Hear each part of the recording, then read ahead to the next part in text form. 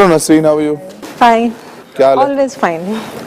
नसरीन, सीधा मुद्दे पे आए। जी, आपका एक सवाल पढ़ा मैंने, उसका जवाब है सवाल यह है कि सबसे वाइल्ड और एडवेंचरस चीज आपने क्या की है? सबसे वाइल्ड चीज पहले पे आपने लिखा है मेरा डिवोर्स, और उसी के बाद वाला सवाल है कि सबसे मुश्किल सिचुएशन क्या था? आपने उसमें बोला है कि जब आपके ऊपर एसिड फेंक दिया गया था।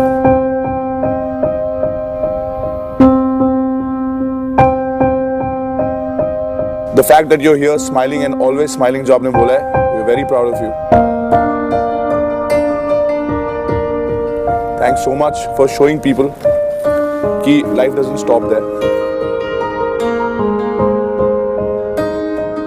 पर अब उसको recognize करते हैं हम, respect करते हैं, पर अब रोडीज का ऑडिशन शुरू करेंगे। हाँ बिल्कुल। ठीक है?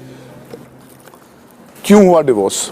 सीधी सी बात है कि हमारी बिल्कुल नहीं बनती थी। 10.5 साल रही हूँ मैं वहाँ पर, और 10.5 साल में ये हुआ था कि बहुत बार मैं अपने घर गई, मम्मी पापा से शिकायत की, तो अक्सर ऐसा होता था वो मुझे ही समझा के वापस भेज देते थे, और उसमें ये होता था कि उसका दिमाग और ऊपर हो जाता था। तो एक बार मुझे लास्ट का याद है कि मैंने अपने मम्मी पापा को आकर बोला था कि इसको समझाओ थोड़ा, मैं मेरी बच्चियां हैं, मैं उनके लिए कुछ करना चाहती हूँ, और ये कोई भी सामान मैं घर में लाती हूँ तो वो सेल कर देता है, बेच देता है। तो मेरे पापा ने खुद ने मुझे ये बात बोली थी, और आज तक वो मेरे कानों में आवाज़ गूंजती है कि औरत की क्या औकात है, औरत तो पैरों की जूती है, आज ये बदल देगा दूसरी ले आएगा। कब से प्रॉब्लम शुरू हुई? स्टार्टिंग से ही थी। दरअसल मेरी जो बचपन से जो लाइफ चली है, जो रियल मम्मी पापा थे उन्होंने छोटी सी मैं थी, मुझे याद भी नहीं है, गोद दे दिया। तो मेरे पापा ने बस गलती ये करी कि मम्मी की मर्जी से नहीं लिया, मुझे बाहर से ले लिया। और ये जो शादी हुई है वो भी मेरी माँ की ही वजह थी, वो चाहती थी कि मतलब मैं दूर जाऊँ। तो मतलब उनको पता नहीं क्यों मुझसे कभी प्यार ही नहीं हुआ। अब आज तक इस बात का जवाब मुझे नहीं मिल पाता है कि ऐसा क्यों हुआ, बट मैं बहुत खुश हूँ, कोई प्रॉब्लम नहीं है। घर में कौन, आप किस किस के साथ रहते हैं? दरअसल जब मेरा ये अटैक हुआ था, सही लाइफ जो मैंने सफर किया है वो अटैक के बाद किया है। किसने किया? एक्स हस्बैंड ने, क्योंकि डाइवोर्स के पेपर पे मैंने दोनों बेटियां लिखवाई थी, क्योंकि मुझे दोनों चाहिए थी और मैं उन्हीं के लिए सब कुछ करना भी चाहती थी। वहां से सहारनपुर से आए थे वो बच्चों को लेकर, और एक जैम की बोतल, लग देखिए कि वो जैम भी मैंने उसी के लिए मंगाया था, उसी को खिलाया था, और उसी बोतल के अंदर वो एसिड डाल के लेकर आया था, जिसने मेरे ऊपर यहाँ डाला था, जिससे मैं पूरा मेरा फेस, मेरे लिप्स सब खराब हो गया था यहाँ तक। नसरीन, यू नो, जिस कि बाकी लोग भी देखकर थोड़ा इंस्पायर हो आपकी स्टोरी से, वुड यू माइंड आप अपना थोड़ा सा जो बर्न है वो हमारी ऑडियंस को दिखाएं?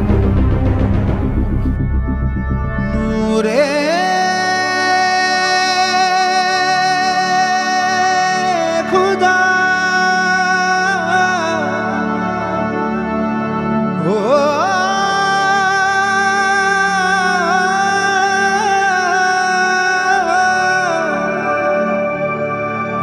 मैं कहती हूँ कि अल्लाह ने मेरा साथ दिया है, बच्चा कुछ नहीं था। और आपकी बेटियां कहाँ थी वहाँ उस वक्त? बेटियां सामने ही थी, उनके सामने डाला है। मुझे एफआईआर भी नहीं पता थी कि क्या होती है, बट पुलिस को किसी ने बुलाया और मैंने कंप्लेंट की और उसको ले गए। और जब मैं वहाँ से आई हूँ तो मैं अपनी मम्मी की गई कि ऐसे ऐसे मेरे साथ हुआ है, तो मुझे सपोर्ट करो। तो मम्मी ने मुझे भी मतलब नहीं रखा, और जो मेरे रिश्तेदार लोग रख रहे थे उनसे भी निकलवा दिया। तो मेरी ताई घर के सामने रहती थी, तो उन्होंने मुझे रखा। तो मम्मी बोली नहीं, अगर तुम लोग रखोगे तो मैं तुम लोगों से नहीं मिलूंगी। तो मेरी ताई ने एक खंडर था उसमें मुझे छोड़ा था, क्योंकि कोई रख ही नहीं रहा था। जहाँ पे भी कोई लेके जाता था वो वहाँ से मुझे देख के डर जाते थे, भगा देते थे, और स्मेल इतनी गंदी आती थी मेरे में से, क्योंकि ये जब एसिड का जब कोई जलता है तो उसके अंदर पस बहती है, तो उसमें इतनी स्मेल होती है कि कितनी भी मछलियाँ आप सड़ा दो उतनी नहीं आएगी जितनी एक इंसान में से आती है। अच्छा, हॉस्पिटल ने भी मुझे एडमिट नहीं करा, नसीब देखिए मेरा।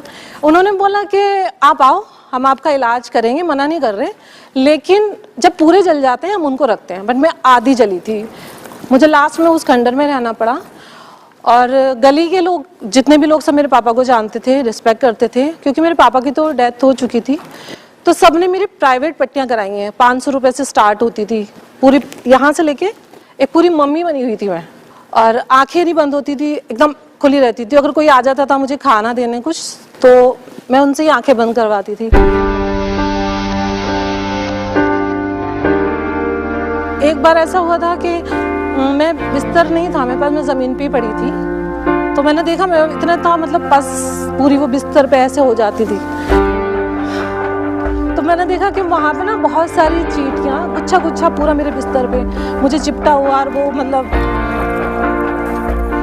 तो मैंने फिर किसी से मांगा कि नहीं हो रहा, मतलब मैं डर गई देख के। तो उन्होंने फिर किसी ने मुझे, मेरी ताई नहीं बल्कि एक छोटा सा पलंग दिया, उसमें मेरी इतनी इतनी टांगे बाहर निकलती थी, तो वो मैंने पलंग लिया। वहाँ एक अलमीरा थी लोहे की, मैंने वहाँ लगाया, तो पता नहीं कुछ लकी ऐसा था कि वहाँ से इतनी मोटी लाइन चींटियों की मेरे बिस्तर पे होती थी। मैंने ज़िंदगी में मौत बहुत नज़दीक से देखी है, और कैसे कोई किसी को खा सकता है जीते इंसान को, वो मैंने महसूस किया। बस ये कि डरी नहीं किसी से, और अपने उसूल और हौसला नहीं मैंने छोड़ा, और वैसे भी मैं बहुत स्ट्रॉन्ग हूँ, अभी मुझ में जान बाकी है।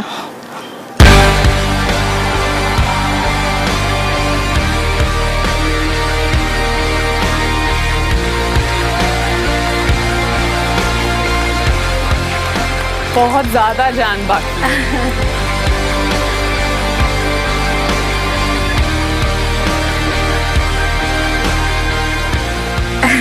So strong. वो मैं हूँ।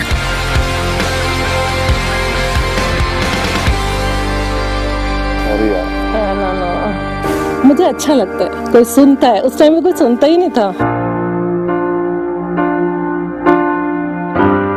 बेटियां कहाँ हैं अभी? वो अपने पापा के पास हैं और परेशान है थोड़ी, क्योंकि उन्होंने शादी कर ली। 2 महीने बाद ना उसका जमानत भी हो गई थी, क्योंकि किसी ने मुझे नहीं देखा। 8 ऑपरेशन मैंने अकेली नहीं करवाए जा जाके, और 8 ऑपरेशन लास्ट में भी ये होता था कि मैं पहले तो पैसे लोगों से मांगती थी, फिर बेड ढूंढती थी हॉस्पिटल में, फिर वहाँ पर एडमिट होती थी, फिर वो ले जाते थे मुझे यमदूत की तरह और ला के फेंक के चले जाते।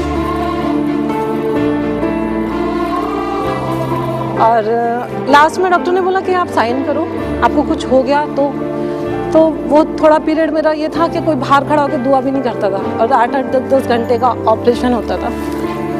तो मैंने लास्ट डॉक्टर से कहा था, मैं डॉक्टर साहब मैं मुस्लिम हूँ, आप मुझे दफना देना बस।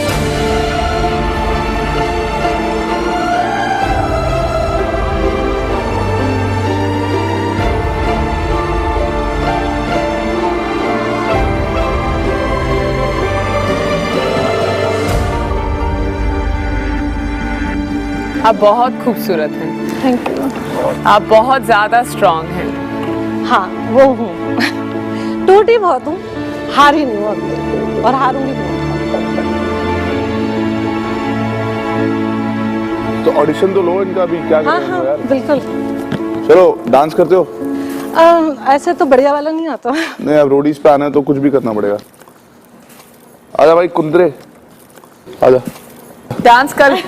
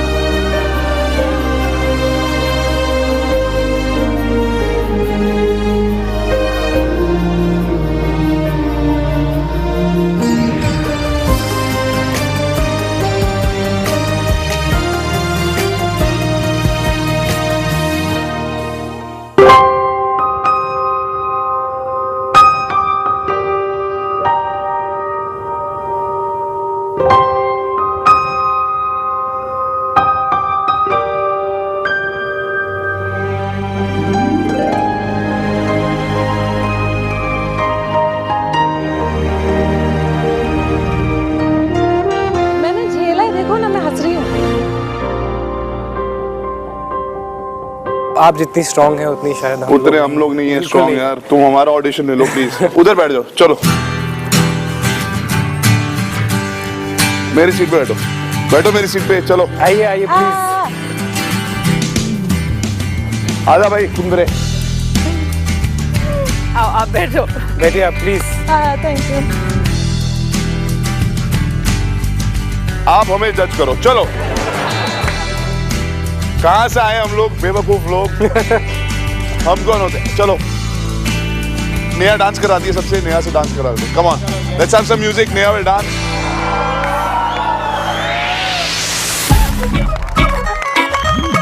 निगोरी तेरा ठुमका बड़ा किंकी किंकी टाइप दा, निगोरी तेरा झुमका बड़ा फंकी फंकी टाइप दा, ऊंची वाली हील पहन कर डांस बसंती, डांस बसंती, डांस बसंती।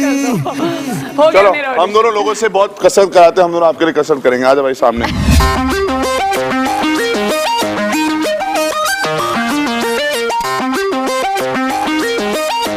लो जी। चलो भाई 1 2 3 गो।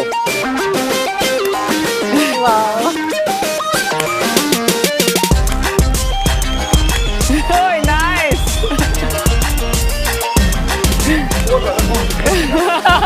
बस बस हो गया वेरी नाइस वेरी नाइस। मैं पूरा वर्ल्ड घूमा हूँ, मैंने इतनी स्ट्रॉन्ग लेडी पहली बार देखी।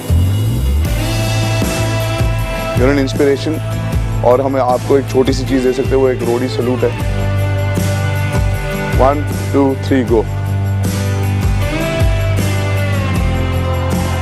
नसरीन की स्ट्रॉन्ग विल पावर, हिम्मत और जिंदा दिली ने सभी गैंग लीडर्स को काफी इंस्पायर किया और उन्होंने नसरीन को मेडिकल ट्रीटमेंट कंप्लीट होने के बाद रोडीज ऑडिशन पे वापस आने की सलाह दी।